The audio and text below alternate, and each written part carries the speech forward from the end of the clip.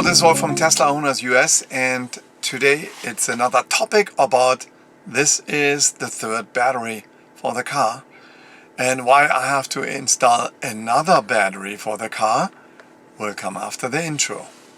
Hear the birds and see the sun. Side by side our fears are done. Oh, the good times just begun.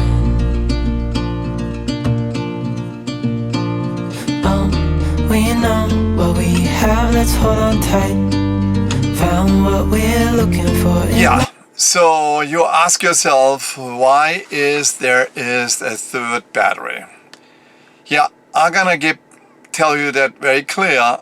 The first battery exchange was my decision, but then after that I had to 2 times upgrade to a new version because Tesla decided to keep me hostage on their battery and their functionality what they installed. I installed a battery, a lithium-ion polymer battery. That was from Sean. That's the original inventor of this battery. And Tesla basically copied this, but that's another story. I can link that for you. Basically, they asked him to send the battery to the engineers and also to the manufacturer. Probably nowadays, all 12-volt batteries are lithium-ion polymer in any Teslas because they don't fail as often, especially here in Arizona. They don't fail every 2 years, and then your whole car is down because the 12-volt battery cannot start the system. So then you get hold hostage on a message here, and schedule service in electrical system, backup power is unavailable. You get a whole bunch of messages for that. Then your telephone won't charge anymore. Then something does not connect. That could be because of something else. We will find out after that. So we're gonna go to Sean again, and he has a new revision level because he always have to accept on that what Tesla changes. I'm guessing they installed a chip or anything what recognized their only battery. Now a simple 12-volt battery I cannot exchange. So maybe the lighting will not be that good, but I will let you know. Let's see how much lighting we have, and then we're gonna go more in details for that, why we as Tesla owners, especially for the Model 3, are not permitted to install 12-volt batteries from another manufacturer. And you get those crazy things, and then you get a technician getting you a lead acid battery and then taking that nice lithium-ion polymer, which lasted about 4 times as long or longer than the lead acid battery in the car. I think the newer versions of the Teslas do have lithium-ion polymer. Nicely copied, spread the good seeds. Here, install it, but let me also decide if I want to use your battery for 12 volt or someone else's battery. And we're going to get to the bottom of that, to the detail, and that comes after now. Hello, here we are. So you already know what the problem is, and here is Sean again, the inventor of this lithium-ion battery. So, and this is the new battery comes in there. Which, can you explain that, Sean? Sure, yeah. So we've redesigned it again. Unfortunately, we had to do that. But one of the things that we've added that we feel like is going to be really helpful in this whole fiasco with the Model 3 and Y is we have added now a Bluetooth connection. So the BMS has Bluetooth. To identify if you have the batteries with Bluetooth, it's going to be this little blue tag here, which nobody really has yet. We just started shipping these last week for people who have been waiting under our warranty replacement program. And this is brand new. So yeah, so this battery has Bluetooth. So what that Bluetooth is going to allow someone to do is, should the unfortunate event happen where they do get an alert, which we hope that some of the other things we change in the battery will help prevent. And so far we've seen that it has minimized that, or it's brought that percentage even lower. But should that alert come up, you can use the Bluetooth with an app in the iOS store or Android store, which is just Ohmmu, OHMMU. That's the name of the app. And you can connect to the battery. So that'll help, because then you can diagnose the battery yourself, and you can see if the battery is okay or not. And there's a bunch of metrics that it tests, and it can show you this battery is healthy. And so you can see the battery is still healthy, and then it allows you to do a reset on the vehicle without getting out of the driver's seat, which is really helpful, because that way you can basically stop relying on the faulty kind of system that Tesla has that tries to tell you when you need to replace your battery, and instead rely on the battery's information directly to know when to replace it. And the reason for that is, what we're really guessing is I have that change done before, and then Sean limited the capacity. Actually, he made the battery worse. Well, sadly, yeah. I mean, sadly, in some ways it is lesser. worse. He limited the capacity. I had a great battery lasting for a long time with many cycles, and he had to reduce the capacity. Mm-hmm. So now he has to reduce the capacity again for that, because to make it look more like a lead acid battery. To make it look like a lead acid battery with this bad lead acid batteries, what they're putting in the Model 3, now I have to simulate if I would have that bad lead acid battery, because this is nothing to do with you, but this is my opinion, and they don't allow a third party to install a better battery of a lead acid battery, 12 volt, what they have in there. So now I have to get this battery, and there's a Bluetooth connection. I'm gonna download that app, I'm gonna write it also in there with this battery. We're gonna flip it again.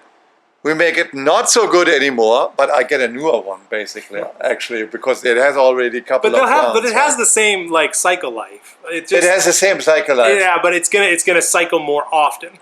It's gonna have as many cycles, but it's gonna cycle a little more often because it is a little less capacity. Because less capacity. But it's still significantly better cycle life. But his batteries, I tell you, his batteries, I install them one time with the Model S or with any car, I never have to look at it again.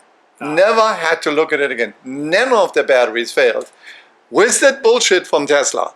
And I'll tell you why. You get a whole bunch of error messages. Then they don't allow you to the phone anymore. Then they cut the sound off, so you cannot connect your phone with your with the sound system of your Tesla. You can't charge the phone. You cannot charge the phone. They turn the charging off. Just little things to make it annoying, right? All of those annoying things. And then I said, oh, we are the good, great Tesla guys, and we put your shitty lead acid battery in the car.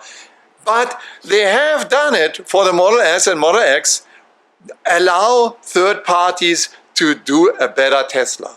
That's what I say to the Tesla guys. Allow third parties to do a better Tesla.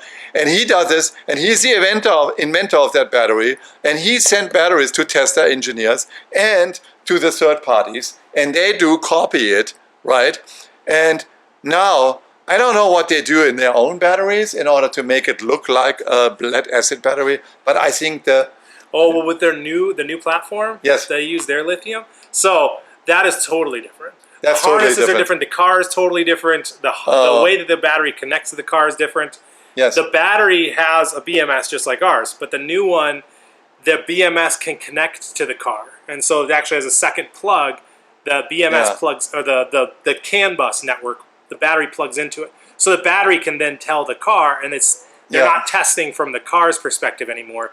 They're listening to the battery, so the battery's BMS can give the car its health parameters. Yes, say this battery's good. This is how many cycles. Which this is the appropriate thing. Which is the right thing to do. With the right thing to do. What you already have an app for. Yeah. Right. Yeah. And it just came out 2 days ago. Yeah, and maybe eventually we can get the interface in the Tesla to add that software so they can connect to our battery through Bluetooth. Yes. On all these Model 3s and Ys that have been out. I mean, there's more than a million cars out there that could benefit from that. Yeah. They could communicate directly with the battery and get the information they need. You already have the solution, basically. Yeah. He always has the solution first before the very busy engineers from Tesla get around to do it, right?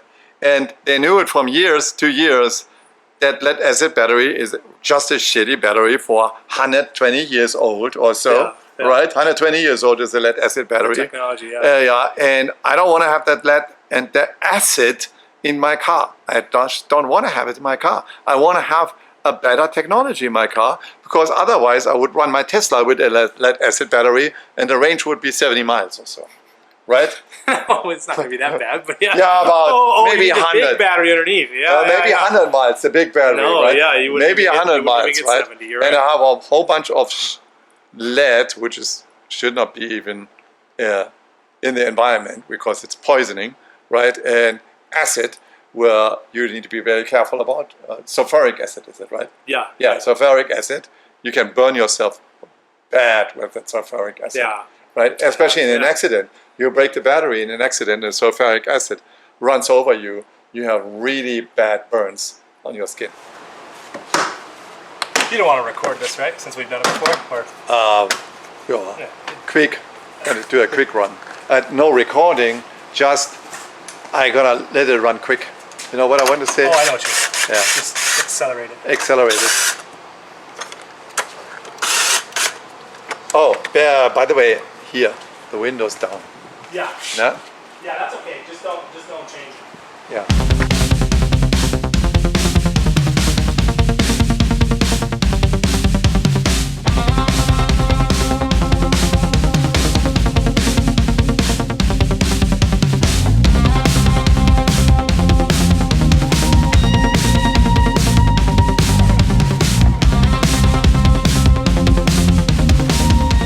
Another point here is that, so you know that from the ink cartridges, right? So you have to buy the ink cartridges the best way from HP because the printer is only $100 and the ink cartridge is $50.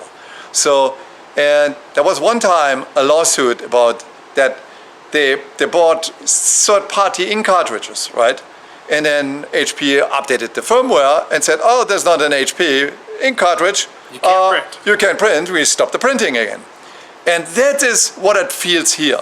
So basically, you don't have our battery. You don't have a battery inside. I got to turn you a lot of functions off. And they should be careful because there will be one day a really mad customer is coming back and said, this applies to me as well.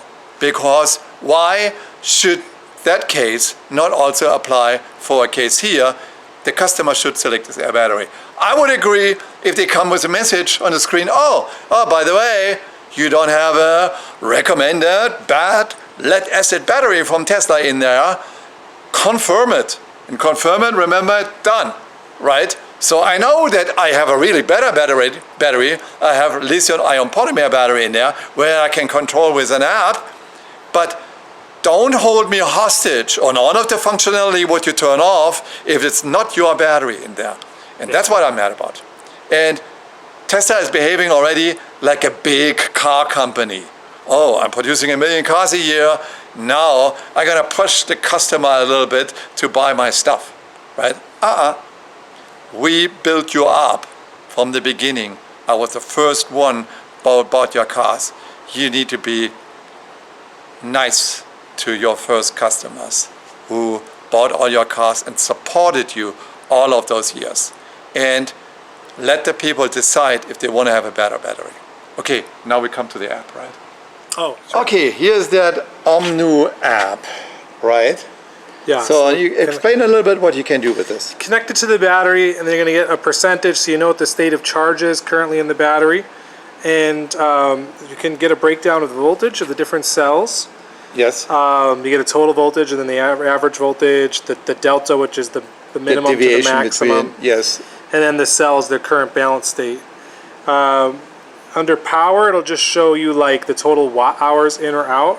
Currently at the time, since it's 0, it's not going to show anything right now. And how many cycles it And then has. this has got your cycles, the age, and then your temperature, and then a bunch of, and if there's any alerts or any issues happening, they show them here.